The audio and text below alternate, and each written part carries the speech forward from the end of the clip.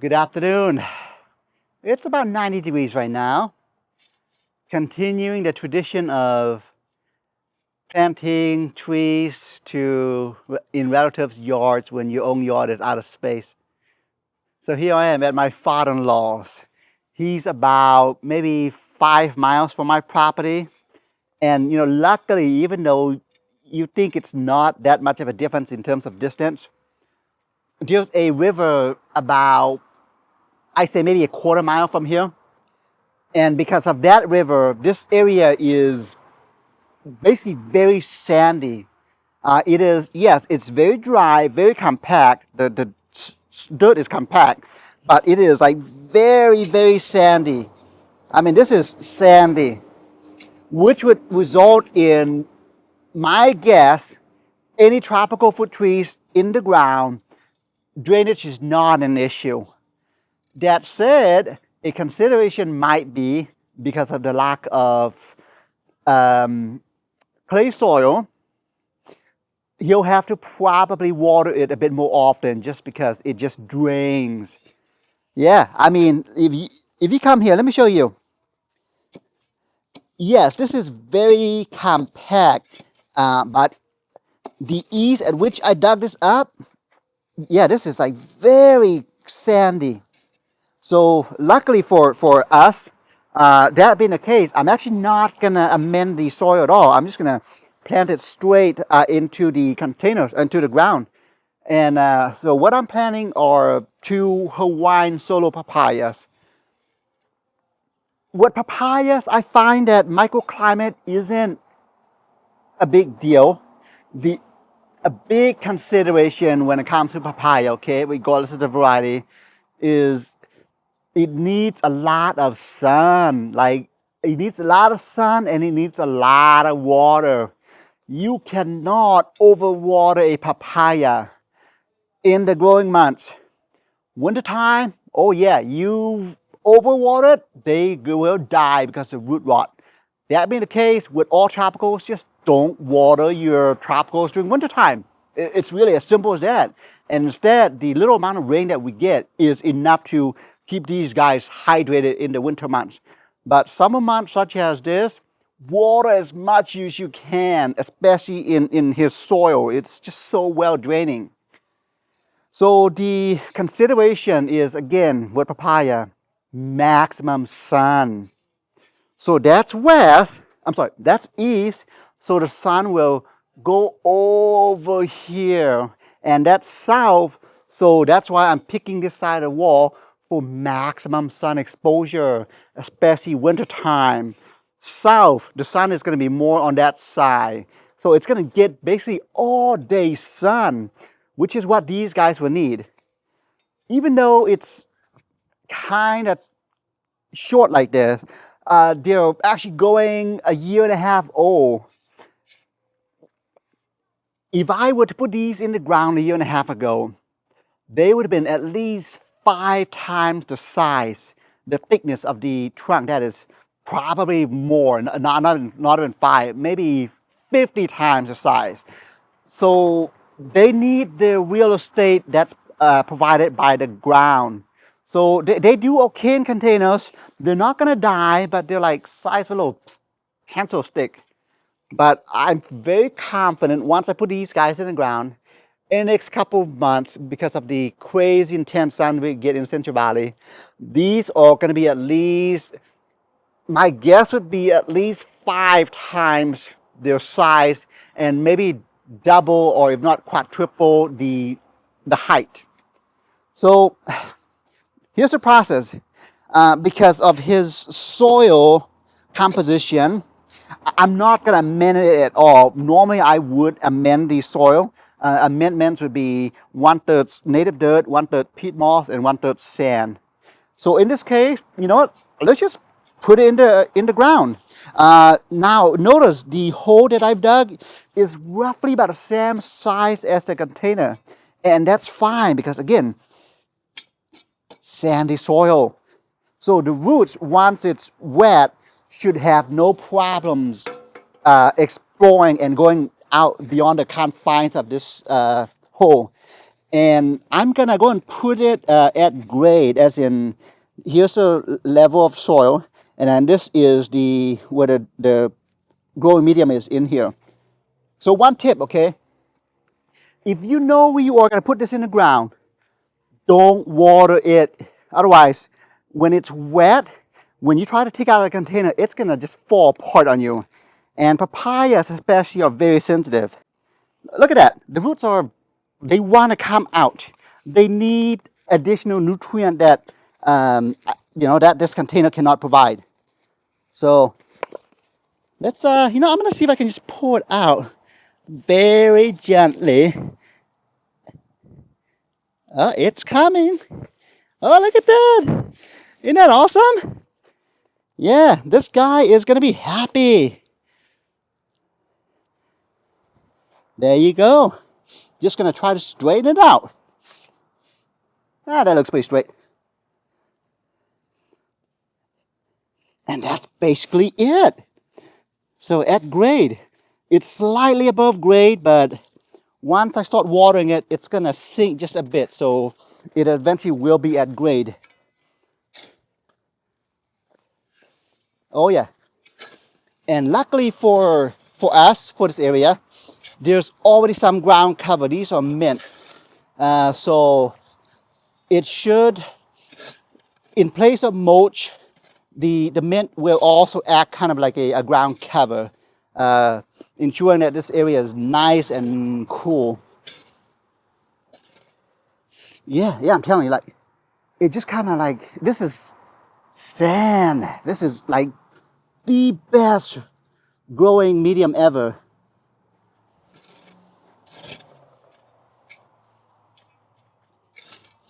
Now, normally I would create a little berm, but in this case, I'm not. Just again, because the soil is just so well draining that I do not feel that drainage is going to be a problem. So when I water this area, it's gonna, the whole general area is gonna be nice and wet. Another one. Let's see if I need to add anything to it. So the second one, my recording instrument died because it got too hot. So this is what it looks like. On second thought, I went ahead and just create a little berm, because why not? So second one, okay? The exact same process.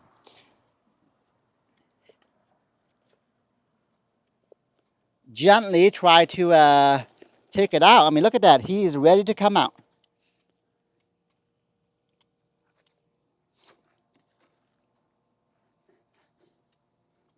The nice thing about putting this in the ground is it allows you to straighten out the tree.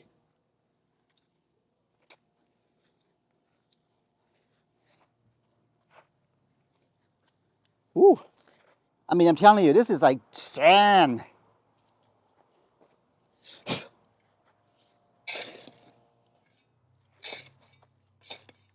Now, on this one, I did planted it slightly below grade, but that's fine.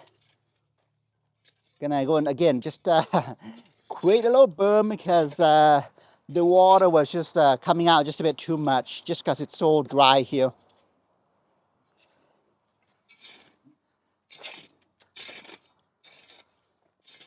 And that is it. That's the gist of it.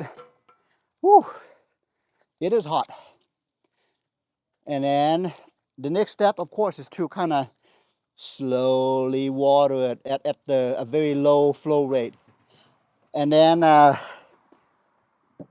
because these are papaya, I'm not gonna put any shade cloth or anything like that. They need the full sun. One thing you will want to do, or will not want to do, is fertilize them. Wait 2 weeks. That's about how long it takes these guys to go through any transplant shock, if any at all. So wait 2 weeks, and then yeah, fertilize the heck out of these. And fertilizing you will want, because these guys are heavy feeders. So here it is, 2 months later. It's not as big as I was expecting it to be, just from my experience. I mean, if these were grown in my yard, they would have been at least twice the height and twice the size. But it's okay. It is not dying, it's growing. So I actually, if you come here, I did fertilize it just today with chicken manure. This is just chicken manure. So uh, bear in mind, okay, world's fastest tree, papaya, they are gonna want to eat all that they can get. So all the nitrogen, all the nutrients, just dump it there. These guys are like heavy eaters. I mean, they did grow just a bit. Like if you compare it to the old picture that I took, they've gotten thicker, a little bit taller. So they're doing okay. Now, when I got here, I noticed the ground was pretty dry, so that doesn't help. I mean, yeah, these guys, as with most tropical fruit trees, in the spring, summer, and fall months, 7 months out of the year, water as much as you can, feed them as much as you can. Those are the growing months, especially in the summer months. These guys do nothing but grow, grow, grow. So they need all the hydration and nutrients that they can get. But otherwise, yeah, they just grow at a slower rate. They're not gonna die on you. So yeah, I'm pretty sure these guys are gonna be fine even through the winter months, provided that they don't get watered.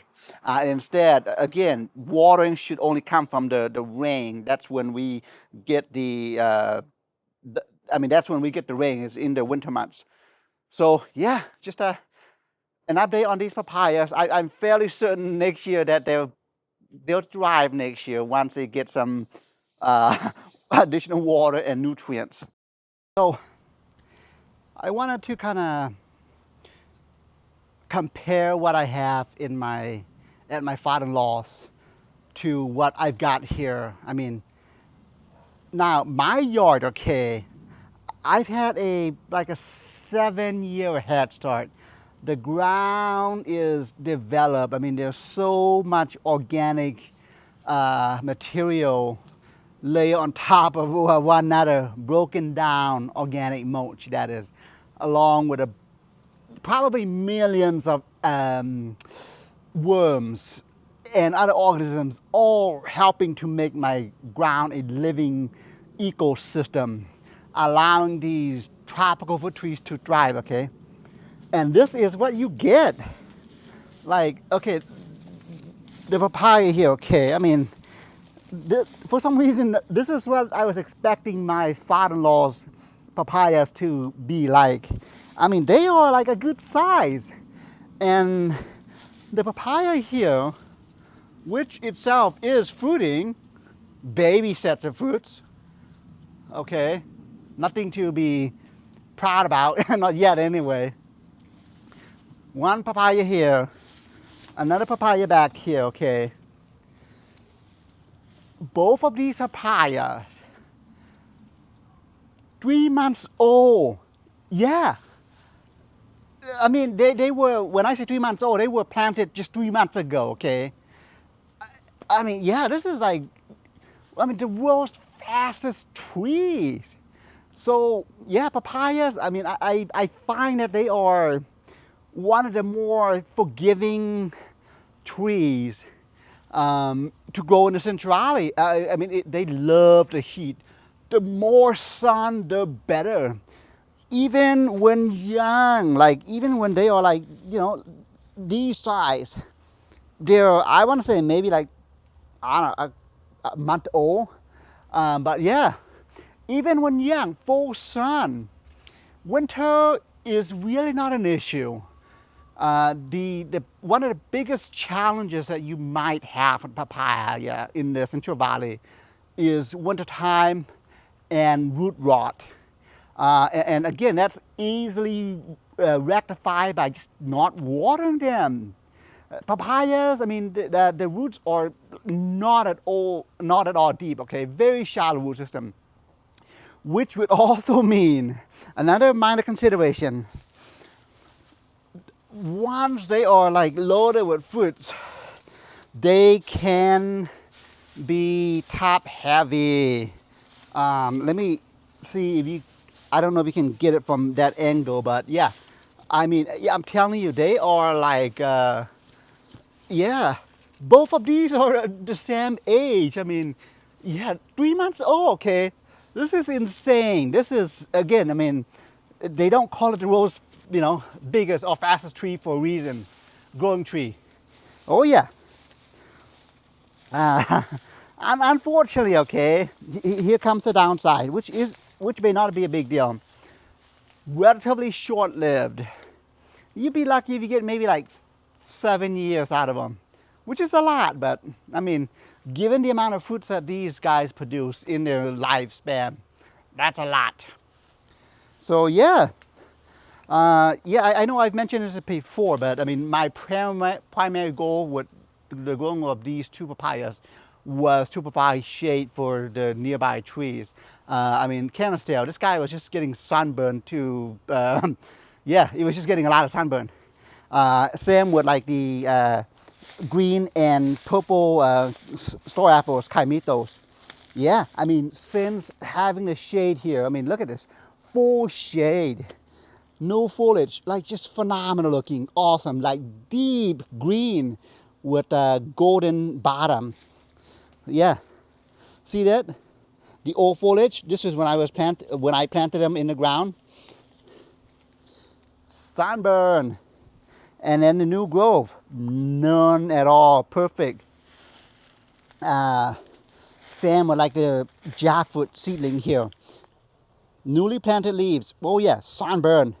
And then new growth, a bit chlorotic, but that's a different issue. But no indications of sun damage at all. Yeah, look at the canistale, glossy green. This is the papayas acting as big umbrella in this area, providing shade for everything that's nearby here. Much needed. So yeah, papaya, my recommendation, okay, grow from seed. Stop by your local grocery store, get your favorite tasting papaya. There are hundreds of seeds in there, okay? Take them all out, start growing them in either just directly in the soil or container growing, and then just transporting them or removing that seedling and putting it in the ground like I did here. Actually, in fact, no, I want to say these, I simply scoop out the seeds, pluck it in the ground, and dozens of them started growing, and I've been plucking some of them out. So, papaya, yeah. I can't stress enough. World's fastest growing tree. It's very satisfying to see your fruit trees give you fruits in like 8 months. Yeah, great for folks who have no patience. Yeah, papaya. So, all right, have a good afternoon.